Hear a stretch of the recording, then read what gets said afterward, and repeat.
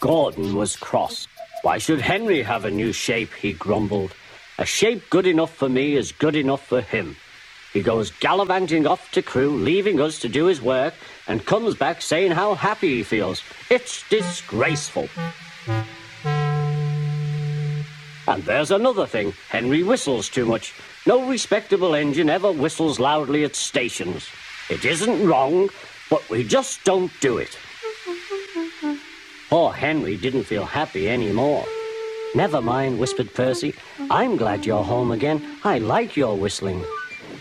Goodbye, Henry, called Gordon. We're glad to have you with us again, but remember what I said. Later, Henry stopped at Edward's station.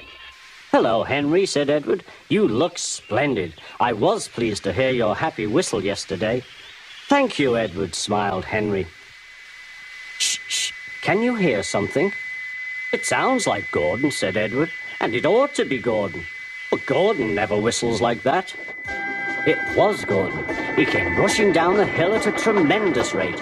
He didn't look at Henry, and he didn't look at Edward. He screamed straight through the station and disappeared. Well, said Edward. It isn't wrong, chuckled Henry, but we just don't do it. And he told Edward what Gordon had said.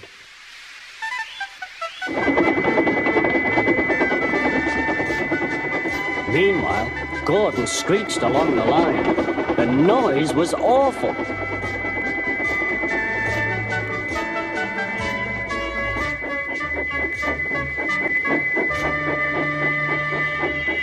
At the station, everyone held their ears. The fat controller held his ears too. Take him away, he bellowed, and stop that noise! Gordon puffed sadly away, but he wouldn't stop whistling until two fitters climbed up and knocked his whistle valve in place.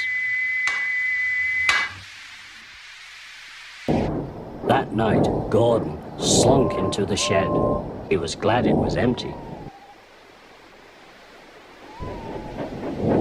It isn't wrong, murmured Henry to no one in particular, but we just don't do it. No one mentioned whistles. Next morning, Henry was enjoying himself enormously. I feel so well, he sang. Trickety-trock, hummed his coaches.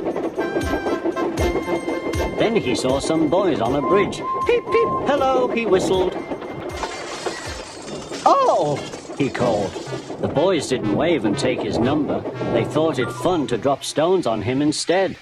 They've broken our glass, sobbed the coaches. The passengers weren't hurt, but they were cross.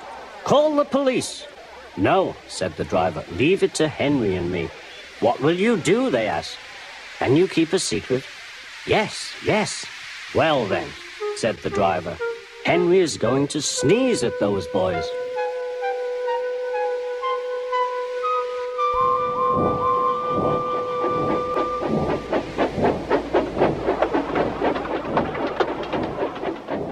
Lots of people were waiting at the station just before the bridge. They wanted to see what would happen.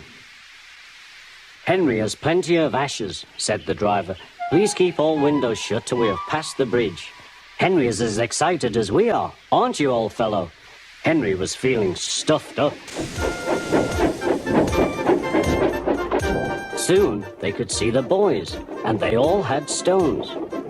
Are you ready, Henry, said his driver. Sneeze hard when I tell you. Now, he said.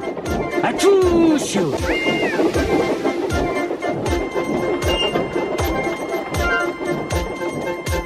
Well done, Henry, laughed his driver.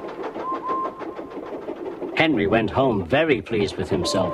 He had taught Gordon and silly boys a lesson with a whistle and a sneeze.